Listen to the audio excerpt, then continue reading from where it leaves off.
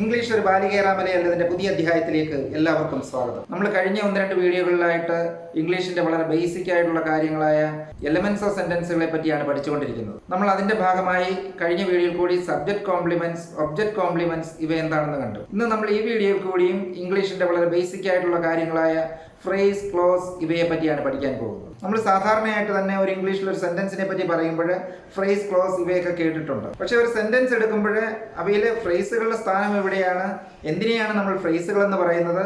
അതേപോലെ തന്നെ ക്ലോസുകൾ തന്നെ 2 തരത്തിലുണ്ട്. ഡിപ്പെൻഡന്റ് ക്ലോസ് ഉണ്ട്, ഇൻഡിപെൻഡന്റ് ക്ലോസ് ഉണ്ട്. എന്തിനെയാണ് നമ്മൾ ഡിപ്പെൻഡന്റ് ക്ലോസ്, ഇൻഡിപെൻഡന്റ് ക്ലോസ് എന്നിങ്ങനെ പറയുന്നതെന്നും അങ്ങനെ ഒരു സെന്റൻസിൽ ഏത് അവസരത്തിലാണ് ഒരു സെന്റൻസിൽ നമ്മൾ അവയെ ഡിപ്പെൻഡന്റ് ക്ലോസ്, ഇൻഡിപെൻഡന്റ് ക്ലോസ് എന്നിങ്ങനെയൊക്കെ പറയുന്നതെന്നും നമ്മൾ ഈ വീഡിയോയിൽ കൂടി പഠിക്കും. അതേപോലെ തന്നെ ആദ്യമായിട്ടാണ് നിങ്ങൾ ഈ ചാനൽ കൂടിയുള്ള വീഡിയോ കാണുന്നതെങ്കിൽ തീർച്ചയായും നിങ്ങളിത് സബ്സ്ക്രൈബ് ചെയ്യുക. അതേപോലെ തന്നെ ഈ ചാനലിൽ നിന്നുള്ള നോട്ടിഫിക്കേഷൻസ് നിങ്ങൾക്ക് കിട്ടുന്നതിന് വേണ്ടി താഴെയുള്ള ബെൽ ബട്ടൺ അമർത്തുക. അതേപോലെ തന്നെ ഇതിനെ പറ്റിയുള്ള കാര്യങ്ങൾ പൂർണ്ണമായിട്ട് മനസ്സിലാക്കുന്നതിന് വേണ്ടി ഈ വീഡിയോ പൂർണ്ണമായിട്ട് കാണുക. അതുപോലെ എല്ലാ വീഡിയോകളിലെ പോലെയും നമുക്ക് ഫ്രേസ്, ക്ലോസ് ഇവയുമായി ബന്ധപ്പെട്ടുള്ള സെന്റൻസുകളിലേക്ക് കിടക്കാം. ആദ്യത്തെ sentence, I met him in his office. She is sitting on the chair. I bought a beautiful picture. He reached in time because he came by bus. They welcomed him when he reached there. He worked hard, so he passed the exam. ആദ്യത്തെ സെന്റൻസിൽ I met him in his office. നമുക്ക് ഈ സെന്റൻസിനെ രണ്ടായിട്ട് തിരിക്കാം. ആദ്യത്തെ part I met him, ഞാൻ അദ്ദേഹത്തെ കണ്ടു. ഞാൻ അദ്ദേഹത്തെ കണ്ടു എന്ന് പറയുമ്പോൾ അവിടെ ഏറെക്കുറെ ആ സെന്റൻസ് പൂർണ്ണതയിൽ എത്തിയിട്ടുണ്ട്.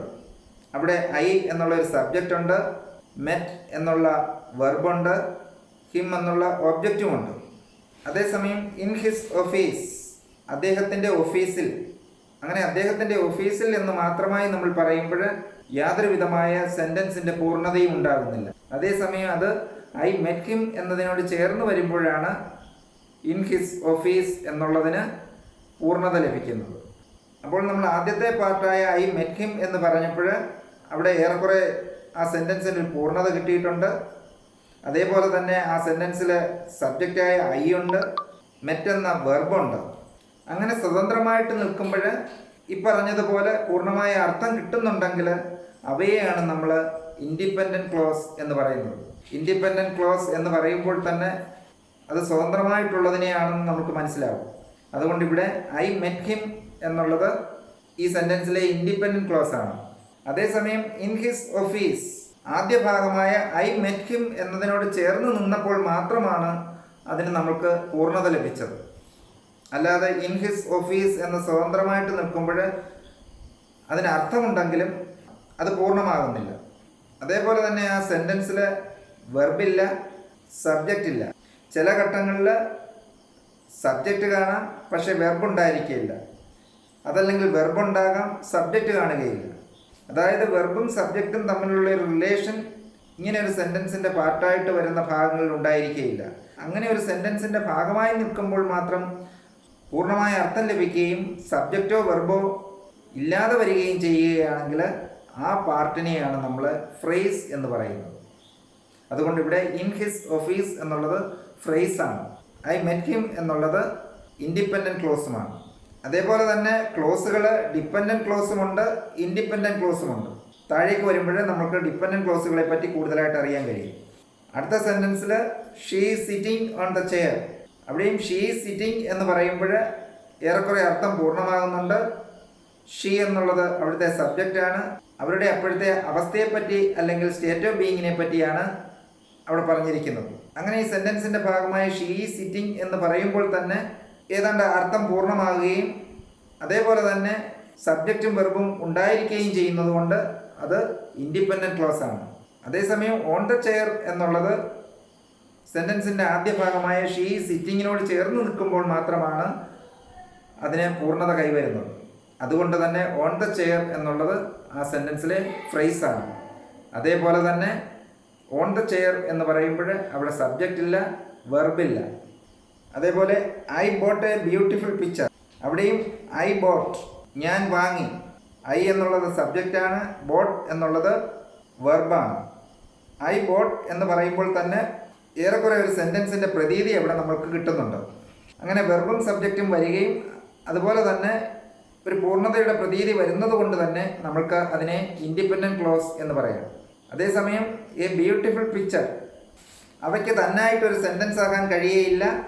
അത് ഐ ബോട്ട് എന്നതിൻ്റെ കൂടെ ചേർന്നപ്പോൾ മാത്രമാണ് അതിന് പൂർണ്ണത കൈവന്നത്. അതുകൊണ്ട് എ ബ്യൂട്ടിഫുൾ പിക്ചർ എന്നുള്ളത് ആ സെൻറ്റൻസിലെ ഫ്രേസാണ്. അതല്ലാതെ നമ്മൾ തനിച്ച് എ ബ്യൂട്ടിഫുൾ പിക്ചർ എന്ന് പറയുമ്പോൾ ഒരു മനോഹരമായ ചിത്രം എന്ന അർത്ഥം മാത്രമേ കിട്ടുന്നുള്ളൂ. I bought a beautiful picture, ഞാനൊരു മനോഹരമായ ചിത്രം വാങ്ങിച്ചു. അടുത്ത sentence he reached in time because he came by bus. അദ്ദേഹം ബസ്സിൽ വന്നതുകൊണ്ട് സമയത്തിന് എത്തിച്ചേർന്നു. അവിടെ നേരത്തെ നമ്മൾ പറഞ്ഞതുപോലെ തന്നെ ആ സെൻറ്റൻസിനെ രണ്ട് ഭാഗമായി മാറ്റിയാൽ ഹി റീച്ച്ഡ് ഇൻ ടൈം, അദ്ദേഹം എത്തിച്ചേർന്നു. അങ്ങനെ പറയുമ്പോൾ നമ്മൾക്ക് ഹി എന്നുള്ള സബ്ജക്റ്റ് കിട്ടുന്നുണ്ട്, റീച്ച്ഡ് എന്നുള്ള വെർബും കിട്ടുന്നുണ്ട്. അതേപോലെ തന്നെ ആ സെൻറ്റൻസിന് ഹി റീച്ച്ഡ് ഇൻ ടൈം എന്ന് പറയുമ്പോൾ ഒരു പൂർണ്ണത കിട്ടുന്നുണ്ട്. അതുകൊണ്ട് തന്നെ ഈ സെൻറ്റൻസിൻ്റെ ഹി റീച്ച്ഡ് ഇൻ ടൈം എന്നുള്ള ഭാഗത്തെ നമ്മൾ ഇൻഡിപെൻഡൻറ്റ് ക്ലോസ് എന്നാണ് പറയുന്നത്. അതേസമയം because he came by bus, because he came by bus എന്ന് പറയുമ്പോൾ അവിടെയും ഹി എന്നുള്ള സബ്ജക്റ്റ് ഉണ്ട്, കെയിം എന്നുള്ള വെർബുണ്ട്. പക്ഷേ because he came by bus എന്തുകൊണ്ടെന്നാൽ അദ്ദേഹം ബസ്സിനാണ് വന്നത്. അങ്ങനെ പറയുമ്പോൾ നമ്മൾക്കൊരു സെൻറ്റൻസിൻ്റെ പൂർണ്ണ അർത്ഥം അവിടെ ലഭിക്കുന്നില്ല. അതേസമയം തന്നെ ആ സെൻറ്റൻസിൽ സബ്ജക്റ്റ് ഉണ്ട്, വെർബുണ്ട്. അങ്ങനെ സബ്ജക്റ്റ് വെർബ് കോമ്പിനേഷൻ ഉണ്ട്. അതേസമയം ആ ഭാഗത്തിന് മാത്രമായി അല്ലെങ്കിൽ അവയ്ക്ക് സ്വതന്ത്രമായിട്ട് നിൽക്കാൻ കഴിയുകയുമില്ല.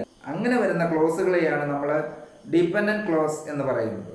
അപ്പോൾ ഈ സെൻറ്റൻസിലെ തന്നെ ഹി റീച്ച്ഡ് ഇൻ ടൈം എന്നുള്ള ആദ്യത്തെ ഭാഗം ഇൻഡിപെൻഡൻറ്റ് ക്ലോസ് ആണ്. അതേസമയം സബ്ജക്റ്റും വെർബും ഉണ്ടെങ്കിൽ പോലും because he came by bus എന്നുള്ള സ്വതന്ത്രമായിട്ടൊരു സെൻറ്റൻസ് ആകാൻ കഴിയാത്ത ആ ഭാഗത്തെ നമ്മൾ ഡിപെൻഡൻറ്റ് ക്ലോസ് എന്നാണ് പറയുന്നത്. അതുപോലെ തന്നെ they welcome him when he reached there, അദ്ദേഹം എത്തിച്ചേർന്നപ്പോൾ അവർ അദ്ദേഹത്തെ സ്വാഗതം ചെയ്തു. അവിടെയും ദേ വെൽക്കം ഹിം, അവിടെയും ദേ വെൽക്കം ഹിം എന്ന് പറയുമ്പോൾ നമ്മൾക്ക് സ്വതന്ത്രമായിട്ടൊരു സെൻറ്റൻസിൻ്റെ അർത്ഥം ലഭിക്കുന്നുണ്ട്. അതേപോലെ തന്നെ സബ്ജക്റ്റ് ഉണ്ട്, വെർബുണ്ട്. അതുകൊണ്ട് തന്നെ ആ സെൻറ്റൻസിൻ്റെ ആദ്യ ഭാഗമായ ദേ വെൽക്കം ഹിം എന്നുള്ളത് ആ സെൻറ്റൻസിലെ ഇൻഡിപെൻഡൻറ്റ് ക്ലോസ് ആണ്. അതേസമയം വെൻ ഹി റീച്ച്ഡ് ദെയർ എന്ന് പറയുമ്പോൾ അദ്ദേഹം എത്തിച്ചേർന്നപ്പോൾ, അങ്ങനെ മലയാളത്തിലായാലും നമ്മൾക്ക് അദ്ദേഹം എത്തിച്ചേർന്നപ്പോൾ എന്ന് തന്നെ ഉപയോഗിച്ച് അതിൻ്റെ അർത്ഥം പൂർണ്ണമാകുന്നില്ല. അങ്ങനെ വെർബും സബ്ജക്റ്റും ഉണ്ടെങ്കിൽ പോലും അവയ്ക്ക് സ്വതന്ത്രമായിട്ട് നിൽക്കാൻ കഴിയാത്തത് കൊണ്ട് അവയെ നമ്മൾ ഡിപെൻഡൻറ്റ് ക്ലോസ് എന്നാണ് പറയുന്നത്. അതുകൊണ്ട് ഈ സെൻറ്റൻസിലും വെൻ ഹി റീച്ച്ഡ് ദെയർ എന്നുള്ളത് ഡിപെൻഡൻറ്റ് ക്ലോസ് ആണ്. അതേപോലെ തന്നെ he worked hard so he passed the exam, അവൻ കഠിനാധ്വാനം ചെയ്തതുകൊണ്ട് പരീക്ഷ പാസ്സായി. അവിടെയും ഹി വർക്ക്ഡ് ഹാർഡ് എന്ന് പറയുമ്പോൾ സബ്ജക്റ്റ് ഉണ്ട്, വെർബുണ്ട്. അത്രയും തന്നെ പറയുമ്പോൾ തന്നെ ഒരു സെൻറ്റൻസിൻ്റെ പ്രതീതി അവിടെ നമുക്ക് ലഭ്യമാകുന്നുണ്ട്. അതുകൊണ്ട് തന്നെ ഹി വർക്ക്ഡ് ഹാർഡ് എന്നുള്ളത് ആ സെൻറ്റൻസിലെ ഇൻഡിപെൻഡൻറ്റ് ക്ലോസ് ആണ്. അതേസമയം so he passed the exam എന്ന് പറയുമ്പോൾ അതുകൊണ്ട് അവൻ എക്സാം പാസ്സായി, ആ ഭാഗത്തിന് തന്നായിട്ട് ഒരു സെൻറ്റൻസ് ആകാൻ കഴിയുകയില്ല. അതേസമയം അവിടെ സബ്ജക്റ്റും വെർബും ഉണ്ട്. അതുകൊണ്ട് so he passed the exam എന്നുള്ളത് ഡിപെൻഡൻറ്റ് ക്ലോസ് ആയി. അതേപോലെ തന്നെ നമ്മളെ ക്ലോസുകൾ ഡിപെൻഡൻറ്റ് ക്ലോസ്, ഇൻഡിപെൻഡൻറ്റ് ക്ലോസ് എന്നിങ്ങനെ രണ്ടായിട്ട് തിരിച്ചിട്ടുണ്ടെന്ന് പറഞ്ഞു. ഈ സെൻറ്റൻസുകളിലൊക്കെ നോക്കിയാൽ നമുക്ക് മനസ്സിലാകുന്ന മറ്റൊരു കാര്യം, ഇവിടെ ഡിപെൻഡൻറ്റ് ക്ലോസുകളുടെ കൂടെ ബിക്കോസ്, വെൻ, സോ എന്നിങ്ങനെയൊക്കെയുള്ള പദങ്ങൾ ചേർന്നാണ് വന്നിരിക്കുന്നത്.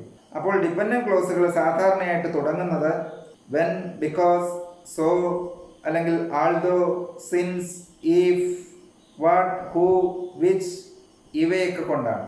അതേപോലെ തന്നെ ഈ ഡിപെൻഡൻറ്റ് ക്ലോസിനെ നമ്മൾ സബോർഡിനേറ്റ് ക്ലോസ് എന്നും പറയാറുണ്ട്. കാരണം അവയൊരു സെൻറ്റൻസിലെ സബോർഡിനേറ്റ് ആയിട്ടാണ് വരുന്നത്. അതേപോലെ തന്നെ ഈ സെൻറ്റൻസുകളിൽ കൂടി കണ്ട ഫ്രേസുകളുടെ കാര്യത്തിൽ ഫ്രേസുകൾ സബ്ജക്റ്റും വെർബും ചേർന്ന് വരികയില്ല. അതുപോലെ തന്നെ ഫ്രേസുകളായിട്ട് വരുന്ന ഭാഗങ്ങൾക്ക് അർത്ഥമുണ്ടെങ്കിലും അവയ്ക്ക് സ്വതന്ത്രമായിട്ടൊരു സെൻറ്റൻസ് ആകാൻ കഴിയില്ല, അല്ലെങ്കിൽ സ്വതന്ത്രമായിട്ട് അവയ്ക്ക് നിൽക്കാൻ കഴിയില്ല, അല്ലെങ്കിൽ അവയ്ക്കൊരു സെൻറ്റൻസിൻ്റെ ഭാഗമായിട്ട് മാത്രമേ നിൽക്കാൻ കഴിയുള്ളൂ. അങ്ങനെ നിൽക്കുമ്പോൾ മാത്രമേ ആ ഫ്രേസുകളുടെ അർത്ഥം പൂർണ്ണമാകുന്നുള്ളൂ. ഇപ്പോൾ നമ്മൾ ഫ്രേസ്, ക്ലോസ് ഇവ എന്താണെന്നാണ് കണ്ടത്. സ്വതന്ത്രമായ ഒരു സെൻറ്റൻസ് ആയിട്ട് നിൽക്കാൻ കഴിയാത്തതും അതേപോലെ തന്നെ സബ്ജക്റ്റ് വെർബ് കോമ്പിനേഷൻ ഇല്ലാത്തതുമായ പദസമൂഹങ്ങളെയാണ് നമ്മൾ ഫ്രേസ് എന്ന് പറയുന്നതെന്ന് കണ്ടു. അവയൊരു സെൻറ്റൻസിൻ്റെ ഭാഗമായി വരുമ്പോൾ മാത്രമേ അവയ്ക്ക് പൂർണ്ണമായ അർത്ഥം ലഭിക്കുന്നുള്ളൂ എന്നും നമ്മൾ കണ്ടു. അതേപോലെ തന്നെ സബ്ജക്റ്റും വെർബും ചേർന്ന് വരികയും സ്വതന്ത്രമായി നിൽക്കുമ്പോൾ ഏറെക്കുറെ പൂർണ്ണമായ അർത്ഥം ലഭ്യമാകുകയും ചെയ്യുന്ന ഒരു സെൻറ്റൻസിൻ്റെ ഭാഗമായോ അല്ലാതെയോ വരുന്ന ഭാഗത്തെയാണ് നമ്മൾ ഇൻഡിപെൻഡൻറ്റ് ക്ലോസ് എന്ന് പറയുന്നതെന്നും കണ്ടു. അതേസമയം സബ്ജക്റ്റും വെർബും ഉണ്ടെങ്കിൽ പോലും ഒരു സെൻറ്റൻസിൻ്റെ ഭാഗമായെങ്കിൽ മാത്രമേ ഏതെങ്കിലും ഒരു പദസമൂഹത്തിന് അല്ലെങ്കിൽ ഏതെങ്കിലും ഒരു പാർട്ടിന് പൂർണ്ണമായ അർത്ഥം ലഭ്യമാകുന്നുള്ളൂ എങ്കിൽ അവയെ നമ്മൾ ഡിപ്പെൻഡൻറ്റ് ക്ലോസ് എന്നാണ് പറയുന്നത്. അപ്പോൾ സാധാരണയായിട്ട് തുടങ്ങുന്നത് വെൻ, ഓൾ, ബിക്കോസ്, സോ എന്നിങ്ങനെയൊക്കെയുള്ള പദങ്ങളിലൂടെയാണ്. അപ്പോൾ നമ്മൾ ഈ വീഡിയോയിൽ കൂടി കണ്ട ഫ്രേസ്, ക്ലോസ് എന്നിവയെ പറ്റിയുള്ള കാര്യങ്ങൾ നിങ്ങൾക്കെല്ലാം പ്രയോജനപ്പെട്ടെന്ന് വിശ്വസിക്കുന്നു. അതേപോലെ തന്നെ ഇത് നിങ്ങൾക്ക് പ്രയോജനപ്രദമാണെന്ന് തോന്നുന്നുണ്ടെങ്കിൽ തീർച്ചയായും ഇത് മറ്റുള്ളവരിലേക്ക് എത്തിക്കുന്നതിന് വേണ്ടി ഷെയർ ചെയ്ത് കൊടുക്കുക. അതേപോലെ തന്നെ ഈ ചാനൽ സബ്സ്ക്രൈബ് ചെയ്തിട്ടില്ലാത്തവരാണെങ്കിൽ തീർച്ചയായും ഇത് സബ്സ്ക്രൈബ് ചെയ്യുക. അങ്ങനെ പ്രായോഗികമായിട്ട് ഇംഗ്ലീഷിനെ സമീപിച്ചുകൊണ്ട് നമുക്ക് ഇംഗ്ലീഷിനെ ഒരു ബാലികേറാമല അല്ലാതെയാക്കാം.